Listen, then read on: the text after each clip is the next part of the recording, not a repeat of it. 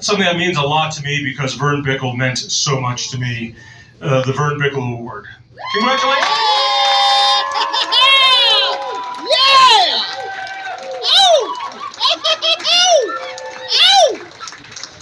Well, thank you, everybody. I am very grateful, I am humbled, and I am honored to be awarded the Vern Bickel Award this year. And I'm grateful for all the support from the Independence Institute and for carrying that torch, keeping that flame of freedom alive for so long.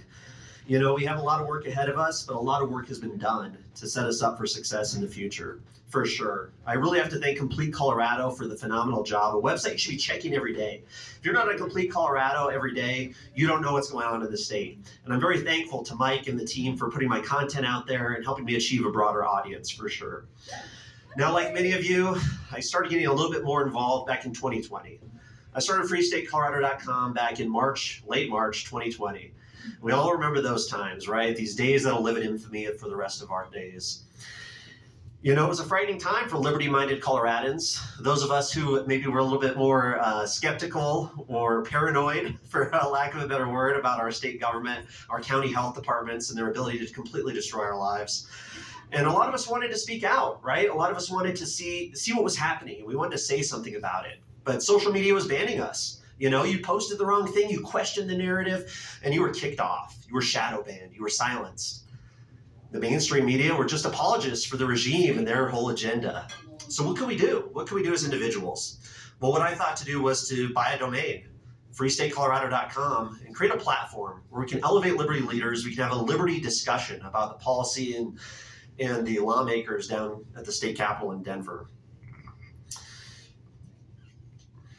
My plan was to build a platform for the liberty community, articles and liberty analysis of the wrongdoing of our government, and elevating the liberty leaders that we have across the state, like so many are here tonight. I mean, this is truly a brain trust of the people we have here leading that fight, as John was saying.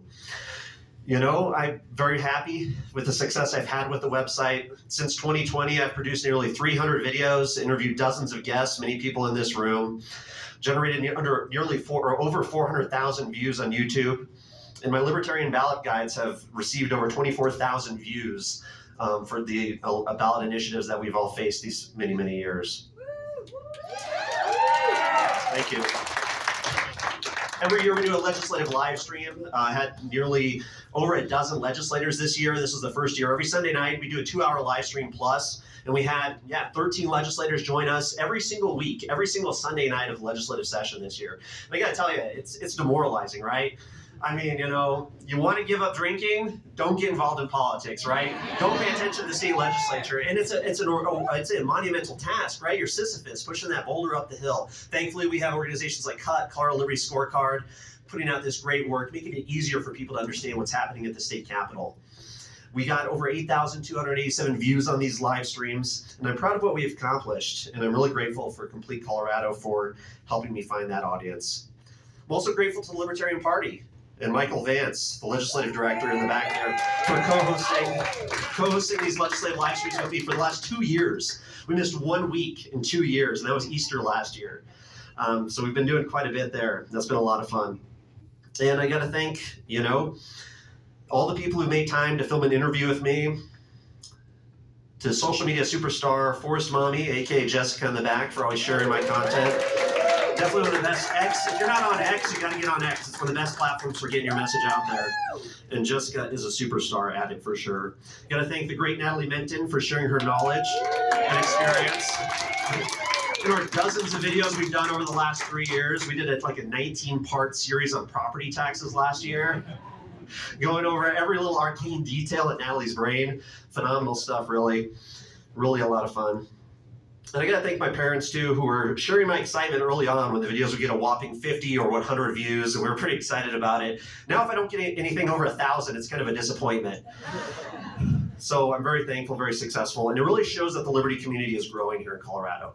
We're getting more organized. There's so many people out there doing so much great work, and we just gotta connect. We gotta get organized, because that's the strength of the left, really.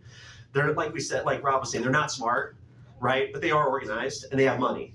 So really trying to get as organized as them and get some money for them. You know, you can donate to the Great Independence Institute here and help them out for sure. But there is a whole liberty community here in Colorado of people doing their own things and doing it their own way.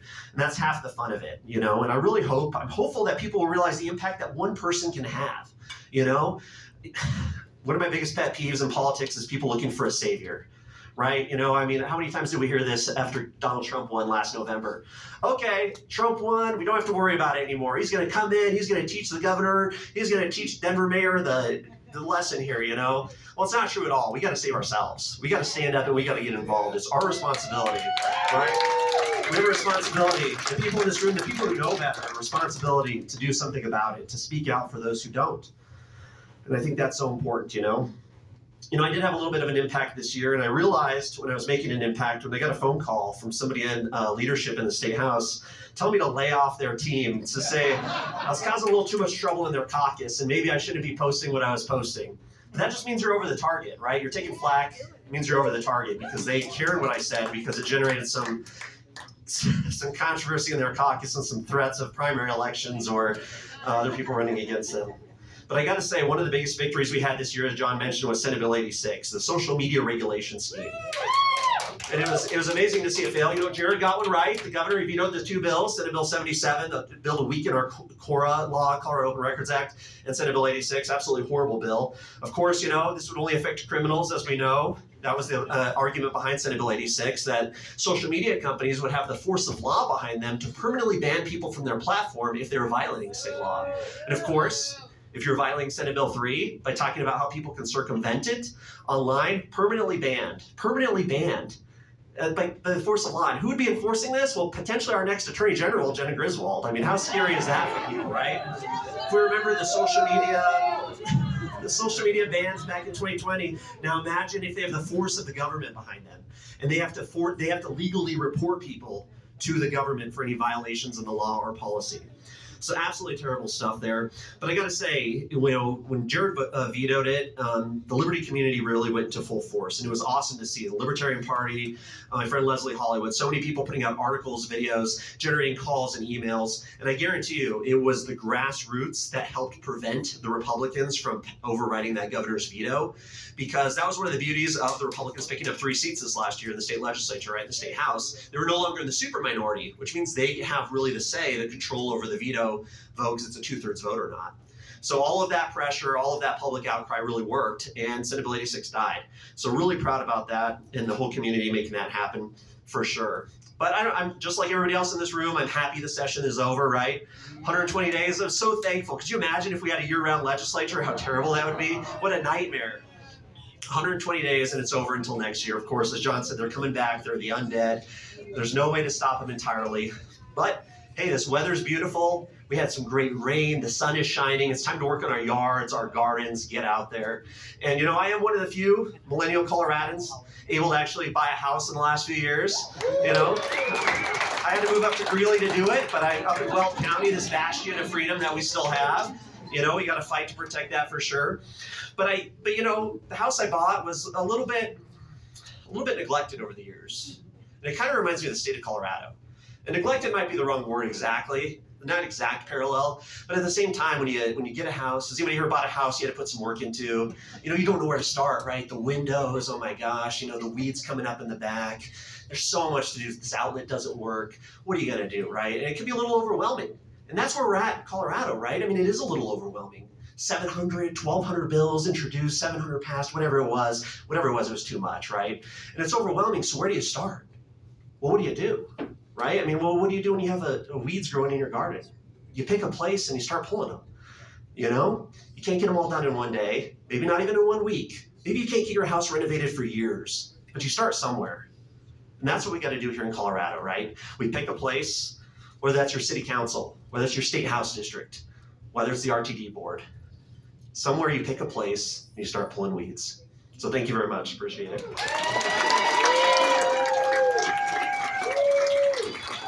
Thank you so much.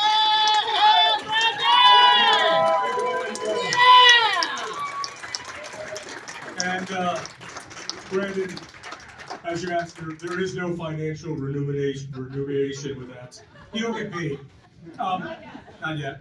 Actually, I want to end on this. as free marketeers, as logical people, we don't talk about emotions a lot. And we don't talk about passion a lot because it's not what we do. We leave it to the other guys. But I think about the passion that we have. I look at what Corey Gaines does. I look at what Kathleen does and Kim does and Natalie does, and you do, and nobody's making money off of this. Well, I mean, I'm making money off of it, but I'm not a good guy. And it tells me that there are people out there who actually care about something other than their own lives. And it's easy to give up, but Colorado is worth saving. Colorado was the destination spot for people who wanted to risk, who wanted to write their own biographies, who wanted to create, not take. And I still feel that in her bones, that state is still here. And this aberration that we are living through, as ugly as it is really an occupation. And we're going to throw it off. And it's going to take time. It's going to take money. It's going to take more people like Brandon to get excited. And the one thing I think we believe in very strongly is that the revolution has to be joyful. It has to be fun. We must get satisfaction of it. The Tea Party was wonderful, but you can't whine and bitch your way to success. It is not sustainable. Joy is sustainable. And fighting for liberty is the most joyful aspect of my life and many others. And I know many of you can't put out hundreds of videos and go to thousands of meetings and recruit hundreds of people like Kathleen do, but you give us the resources to help these people do that. And that takes passion too. And also, when I say it takes a different mindset, that we are investing in change. I think we've lost Colorado because too many donors are transactional. We're going to give you this money, you get Bob elected. We're going to give you that money, you get him out of office. The left won because they thought in terms of decades, and they built something that continues to pay. And because of what you have, we've got guys like Ross Izzard, who came here as an intern, and Jake and Nash, these young people who are superstars that will continue to give, continue to invest. And that's the interest, that's the compounding you get when you invest in change this way. I want to thank you because without your support, I'd have to have a real job and I am unemployable. I'm glad for that. And I'm glad that we can keep the lights on in this, the only brick and mortar place around the Capitol that is designed to promote free enterprise and limited government instead of growing it. This is a hollow space here. So we've got booze, we got food, and lots of people to talk to. Thank you so much, and we will fight them off next year as well. Thank you.